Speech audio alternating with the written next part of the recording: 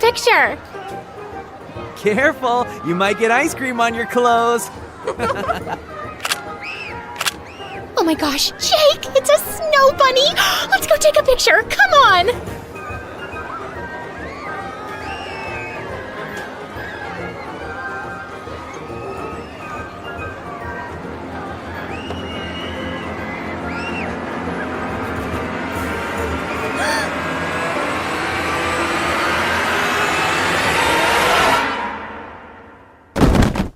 Jake!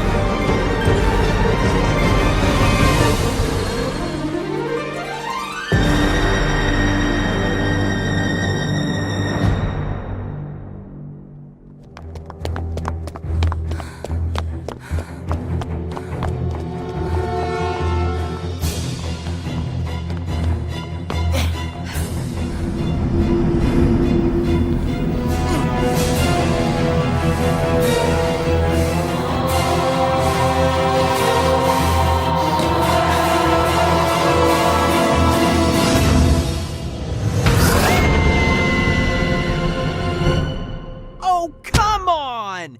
Easy there, Tiger. You're about to taste more static than this popcorn. That television is not a chew toy, you know. It's just way too obvious something's gonna happen. All they have to do is open that freaking main door and run away to safety. Why do all the horror movie characters have to be this stupid? I couldn't help but laugh at Jake's rants. Just look at him, getting offended over a movie? Well, if they had common sense, these movies would be over in 12 minutes tops. These vampires are supposed to be terrifying demons of the night, but why do they always make them look like a dirty old man with arthritis and overgrown dentures who uses too much hair gel and baby powder? Babe, chill. If you don't calm down, you might end up looking like that vampire. Jake burst out laughing at what I'd said. Okay, you got me. I'll get us more popcorn.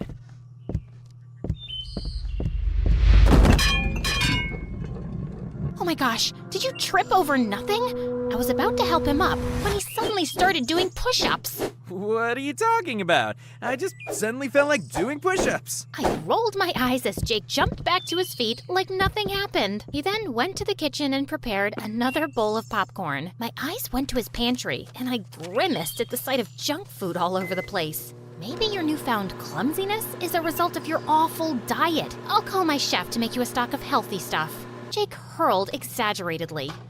Are you talking about the things you made me eat when I was recovering from Leonard's attack? Seriously, I would take another vampire punch than eating that awful vegetable gunk again. I squinted my eyes at him.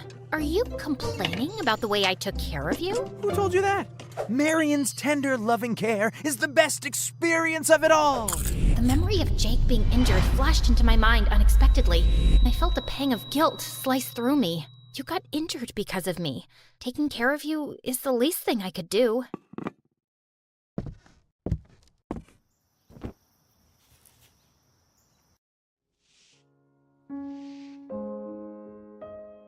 Wipe that frown out of your pretty face. I was attacked by that maniac vampire because of what I did. It's not your fault that I got injured, so please stop being guilty about it. But I am the reason why. Listen to me, Marion. I won't hesitate to take that supernatural blow many times over just to save you. Bleeding will stop, bruises will heal, and broken bones will mend back together eventually. I'm a strong man. You gotta give me some faith, you know? Jake really had this magic to assure me everything's gonna be okay, so I finally smiled. Give you some faith? It took only one punch to take you down. Hey, that fight was totally not fair. I was hit by a freaking vampire with superpowers. It was like being hit by a train. Smiling, I hugged Jake sideways. Thank you, Jake. You've saved me countless times since we were kids. You didn't change, even after years of not seeing each other. I'll be forever grateful, and I promise to give you the best and most tender, loving, Marion care for you as long as I live. Is that a proposal? I quickly moved away from him with my face on fire. I just realized what my words actually sounded like. What? No. We just literally started dating again, and... Relax, I'm just kidding. Smiling, I turned my head and my eyes caught a mirror. I flinched at my own reflection. Seeing my real appearance still makes me jump. Sometimes, I miss the unique streak of white in my hair and my two-colored eyes. As my thoughts started to drift away, a devastatingly handsome face with skin like marble flashed in my mind.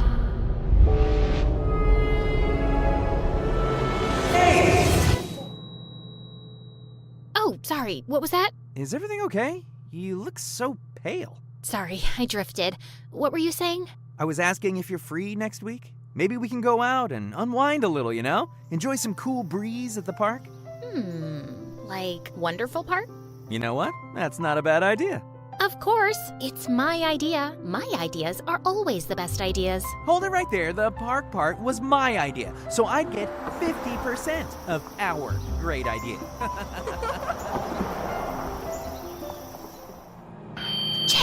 Jake, wake up!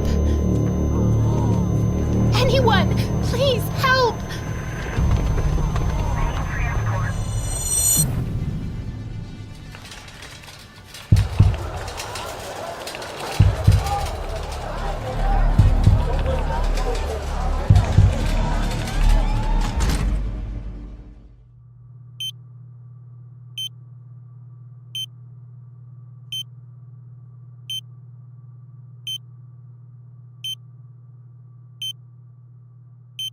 Jake's condition is something we have never seen before. He's 23 years old, but his test results showed otherwise. His internal organs are of a person in his 40s. I'm sorry? How is that even possible, Doctor? There must be a mistake, right? We will run more tests for confirmation and further investigations. My colleagues and I are doing...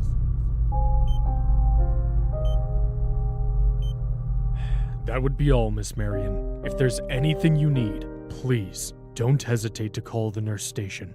Thank you, Doctor. Take care on your way out.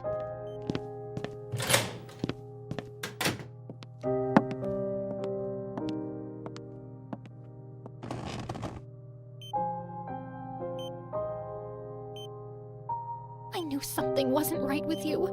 I'm sorry. I shouldn't have asked you to go to Wonderful Park. It was my foolish idea and you suffered because of me.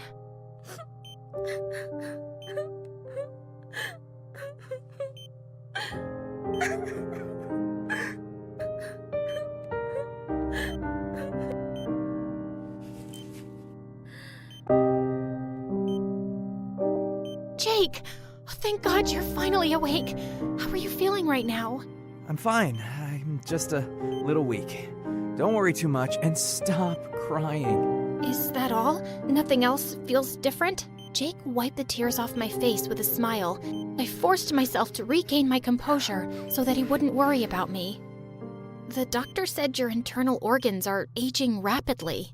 That's ridiculous. My results probably got switched with an older dude because there's no way. I stared at his carefree expression. He's right. The doctors must have made a mistake, but I don't know why I still feel restless. Still, I forced myself to smile. You're right, but we'll have to wait for the final results. Anyways, is there anything you need? Actually, there is. Jake stared at my lips, and my heart jumped. Is he seriously thinking about a kiss in this situation? It's not a good time for that, Jake. It's not what you think, silly girl. I just need you to go home and get some rest. You look too exhausted. But... Don't worry about me. I'm sure my parents are on their way. We'll keep you updated. Just get a proper meal and sleep, because I won't like it if you end up being my hospital roommate. Trust me, hospital gowns would look horrible on you. Okay, you silly tiger. You got me with the last one. The door opened, and Jake's parents stepped inside the room with a worried look. Oh, there they are. Hey there, Mom and Dad. How's it going? The worry on Mr. and Mrs. Donovan's face immediately faded in relief. They immediately approached us with a smile. Hello, Mr. and Mrs. Donovan. Hello, sweetie. Thank you for taking care of Jake. We'll take it from here. Go and take a rest. Don't forget to eat properly before sleeping. Take care on your way home, kiddo. Tell your parents we said hi. Got it, Mr. Donovan. Give me a call when you're home. Thanks for taking care of me. You're welcome, Jake. I'll be back tomorrow. Good night. I waved goodbye to everyone and then turned to leave. Jake blew me a goodbye kiss as I went out the door. Grinning, I pretended to catch the flying kiss and gave him a wink before closing the door.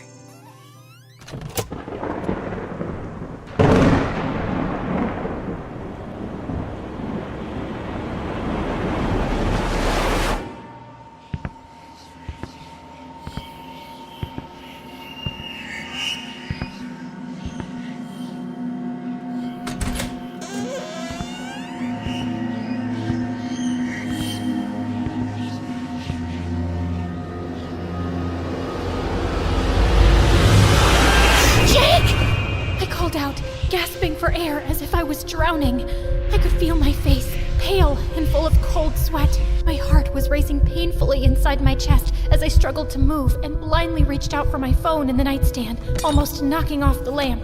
When I found it, I forced myself to sit up, then immediately dialed Jake's number with my trembling hands. Jake's phone rang, and it rang for a long time. Each ring felt like a heavy blanket of anxiety that was slowly engulfing me into panic. The continued ringing stopped, and I suddenly heard a voice. Hello? Jake, are you okay? Babe, it's been, 3 hours since you left? Do you miss me that much already? I needed to hear your voice. But seriously, babe, try to get some rest, okay? Everything's fine here, I promise.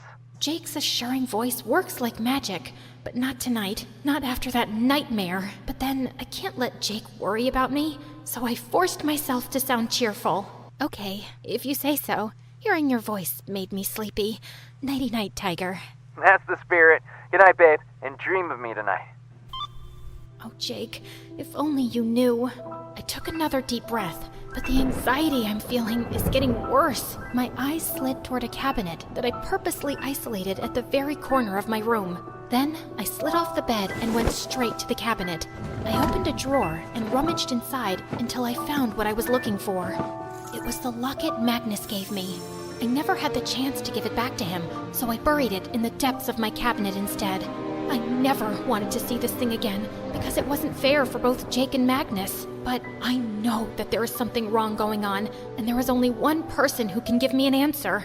I took a big breath and composed myself. Then, without hesitation, I pressed the locket. I held my breath, preparing myself for the moment I'd never thought would ever come. Seeing Magnus again. Every second seems like forever. My heart beats faster and louder in each second that's passing by, as every beat pulsates Magnus's image in my mind. And then...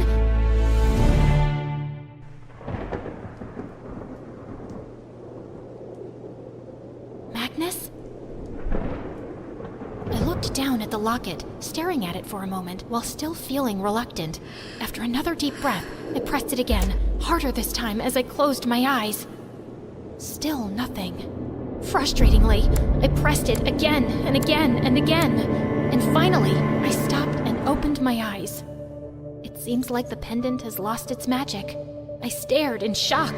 Could it be that Magnus has already severed his connection to this locket? Realization started to sink in, and the glimmer of hope in my heart faded. I hugged the pendant close to my chest as tears fell down from my eyes. Is there really nothing that can be done? Suddenly, Jake's image flashes through my mind. He's smiling and looking at me with his ever-comforting eyes. Don't worry so much, babe. Everything's gonna be all right. Suddenly, I felt fire rising from my heart. A fighter has risen from the inside. I wiped my tears and stood up. Then, I went straight to my closet, grabbed a coat and a hat, and finally, I grabbed my car keys on my way out.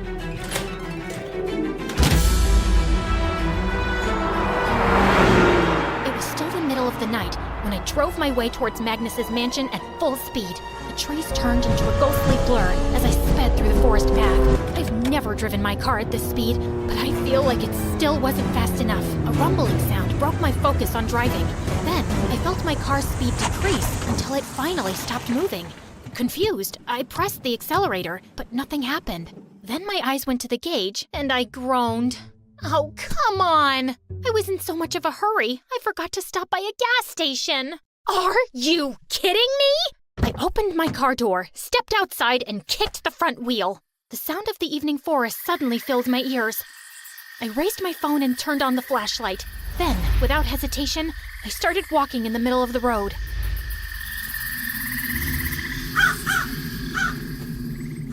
didn't know how long I had been walking, but when the rush of adrenaline faded, it started to dawn on me about my current situation. Alone, walking in a dark forest pathway in the middle of the night. A scattering flock of crows seemed to watch above as I walked carefully into the deserted road. The sound of my footsteps blended into the eerie sound of the forest and the cracking voices of crows. My nerves are starting to rise, but I try not to let it get to me. Oh, Jake, if only you were here, you would have stopped me. Minutes had gone by, and through the mist, I finally saw the tiny dots of subtle light at the end of the long forest pathway. It was from the stone lamps in front of Magnus's mansion. I kept on walking, but the crows seemed to get closer and closer, their unpleasant sound getting louder and sharper as if a warning to turn around, to run, and never look back. But I kept on walking. The darkened clouds shifted, slowly covering the moon. Then, a bolt of lightning struck the sky, and a deafening sound of thunder roared. I flinched as I put my arms around myself to calm my nerves. Another thunder rumbled, and suddenly, a violent sound of flapping wings rustled through the sky. As I looked around, I noticed the crows were getting closer. I couldn't help but take a step back as their caws grated into my ears and their menacing eyes bored into mine. Little by little, more crows arrived. Each arriving crow perched closer and closer. In just a couple of seconds, they have started to overwhelm the surroundings. Everywhere I look, I see no way out. Panic and fear finally took over me, and I cried out,